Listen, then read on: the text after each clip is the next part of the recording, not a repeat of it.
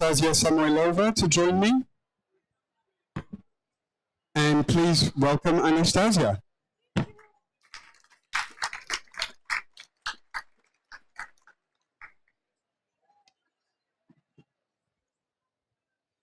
Okay, so welcome to you. And I'm going to just introduce Anastasia very briefly, and then we are going to start to discuss the book Image Cities, which Anastasia has published recently. And we have a copy, so maybe we can pass it around so that you can look at it while we are speaking to each other. Anastasia is a Russian-American artist who is based in Miami, I believe. And we are here to speak about Anastasia's third book, Image Cities, which is co-published by Hatje and the Fundación MAPFRE in conjunction with an exhibition that took place at the Fundación in Madrid earlier this year. And I believe the book is also the result of you being awarded the KBR Photo Award in 2021. And so this project is, I mean, as the title kind of suggests, shot in, I believe, 17 different cities around the world. New York, Paris, London, Zurich, Tokyo, Milan, like I guess some of the kind of quintessential cities that we think of when we think of the idea of a city. And it creates this composite portrait of what a city is now. So as I was preparing this talk, I was interested to read that you have a background in interior design and architecture from your studies.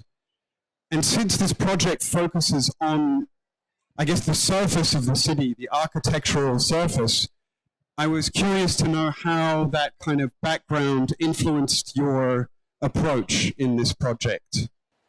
Thank you, Mark. Can everybody hear us okay? Are we starting the slideshow anytime? Yes, let's start to look at the spreads from the book. Okay, great question. Cities, background. My background is in environmental design. I thought I would be practicing sustainable architecture. That was my impetus for pursuing that degree. And as you mentioned, that was back in Russia. So this was early 2000s. In the year 2000, actually, I was preparing fully to enter political science. Some of you born before 2000s might remember that time in history. It's not like Russia has ever had a smooth sailing. It was always tumultuous, but that was particularly problematic time. Anyhow, I dropped out of political science thinking fully I won't be able to really participate in democracy like I wanted to, and instead escaped into environmental design and sustainability, which also did not find its application. However, that back then, if some of you are in the field, there was no CAD, so there was no 3D software. It was just the early years of that. So we had to build everything by hand, and making the models of my buildings, I got carried away with the images of those buildings. So photography and its ability to skew your sense of scale, proportion, and to create this perfect illusion is what attracted me. And again, this was the time, early 2000s in Russia, so we had our fourth president ever, that's worth remembering. And he was not giving the right vibes to me. So I was really questioning the idea of what's a construct, what's reality, what is, what is an illusion of democracy, and what is real. And we started college early, so I was 16, 17-year-old young person. Anyhow, long story short, photography seemed like the right fit. And shockingly, with the portfolio of images of my constructs, I applied for an MFA in the United States, and I got in 2007, and so that's when I left. And then the story with photography begins then. But I was always interested in places, environment and the idea of belonging and not belonging. So most of my work is a metaphor for this very feeling of not belonging, and then trying to find the community and trying to make sense of a culture through the existing objects like architecture or images that are already in public spaces. So I think what you were describing in terms of, photography's ability to skew our vision of space and scale is, really evident in this project, as in many of your other projects. One of the things that struck me is, this is again a genre of photography that is, throughout the history of photography has been very important, the photograph of the city. I mean, one small detail about the book is that you don't reveal the locations where these photographs were taken until the very end of the book. And so, we are not necessarily aware of what we are looking at in the first instance. And I'm curious to know, like we said, this was photographed in 17 different cities. What was your sort of motivation in selecting these locations? Were you, and combining them into this kind of composite portrait? Were you looking to bring out their individuality? Were you looking to bring out their common characteristics? Kind of, what motivated you to select all of these different cities that you focused on? There was research behind it. There were several, like with all of my projects, things start usually from literature and sometimes from cinema and other sources beyond photography, even though, images of advertisements and in public spaces stem from the first years in photography. I think there was a Talbot photograph of these, this like plaster, all the posters in Trafalgar Square, and that would have been, there's some art historians here, maybe like 1840s or 50s, so it's as early as that. By the way, I want to point out that everything you're seeing is straight photography, so everything is documentary. This is a twist on street photography. Nothing is manipulated. There's no double exposure and no Photoshop. So I need to clear that. This is a disclaimer. So it's as things are. In terms of the selection of the cities, this was COVID times, and I was incredibly lucky to receive an award from Fundación MAPFRE.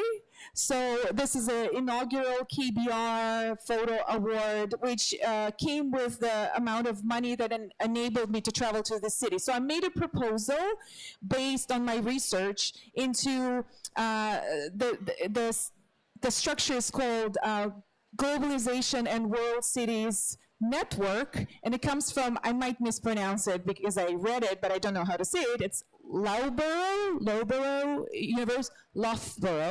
University, and that's in the UK, and I won't go too deep into that structure, but it was I thought it was really ironic ranking of those cities. It sounded to me, I'm sure it is very valid, but they were assigned this really masculine terms like alpha, and so it's alpha plus plus is shared between London and New York City, and the cities are ranked by their global power, essentially.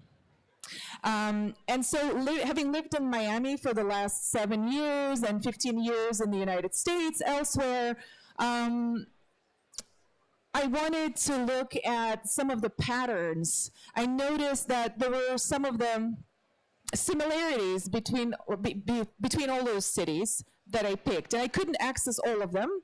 Like a lot of Asia was still closed for COVID. And then another thing, I went to a friend's birthday in Miami, and he rented a movie theater for Jacques Tati's Playtime.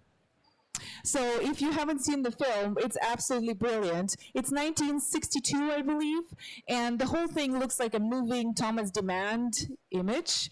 It's a comedy. It's very long. It's flopped in the box office when it came out, but now it acquired this kind of cult status because visually it's an absolute candy.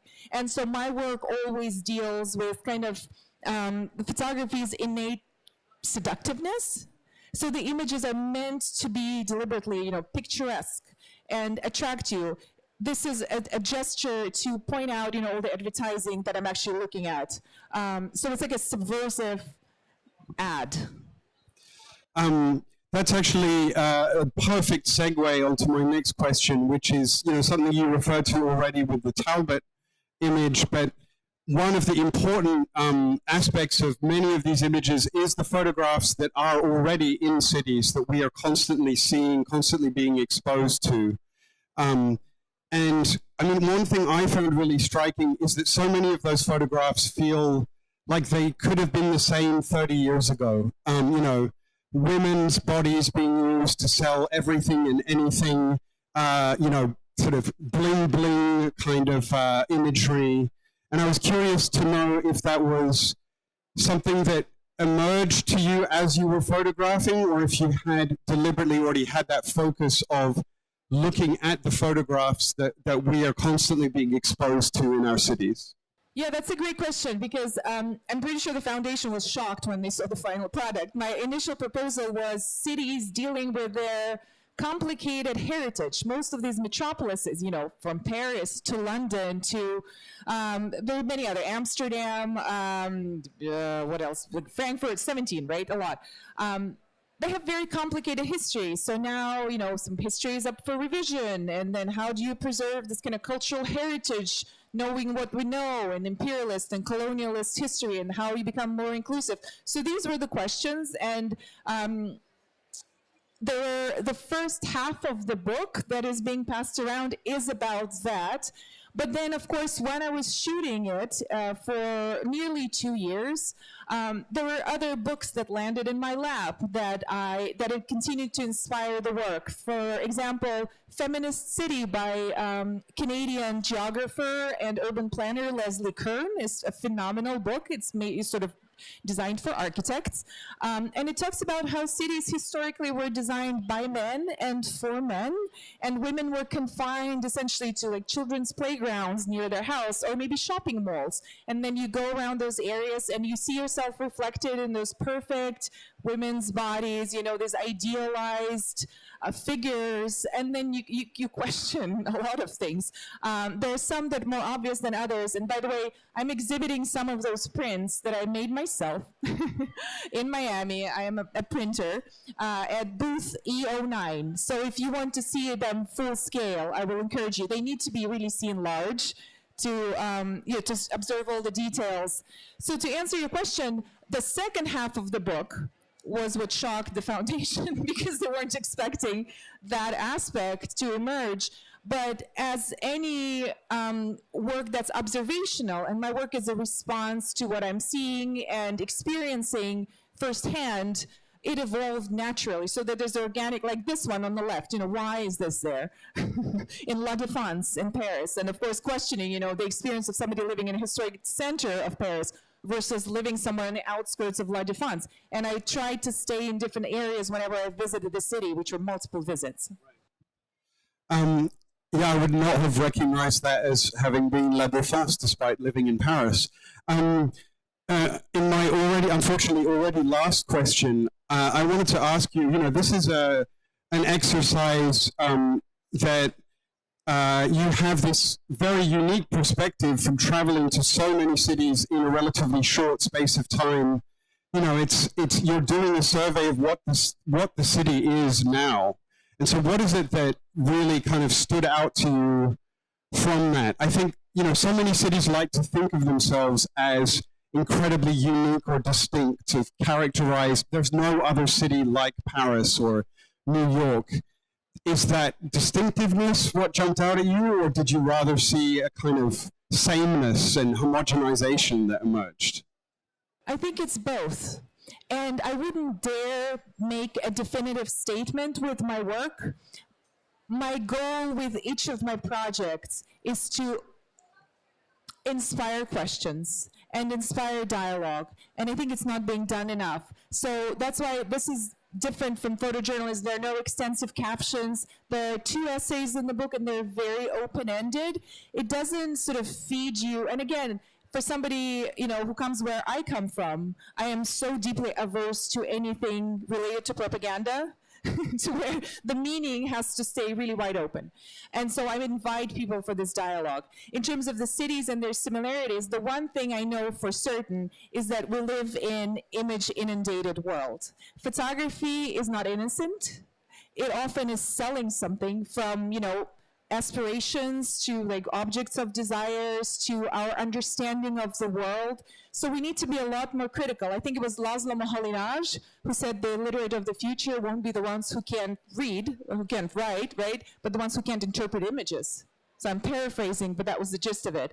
So we need to be a lot more critical of images. We are surrounded by them. When you look at words, right, when you look at some kind of motto or statement or headline, you can opt out of reading it, potentially, right? You can just tune out. But once you've seen an image, it's in your memory forever, whether you want it or not. So then it morphs into this kind of degree of consumption that we have now, right? That is essentially destroying the world that we live in. My previous projects were all environmental. So, and then the question of sort of belonging and not belonging, who belongs, and we know that the demographic of these metropolises is shifting rapidly, right? And the visual, it's not quite been visualized yet. So the project is not definitive and it's not over. Like with most of my work, things are in progress. And so I'm looking at new geographies and yeah. Terrific.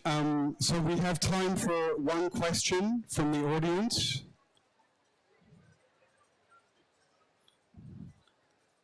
No one from the audience?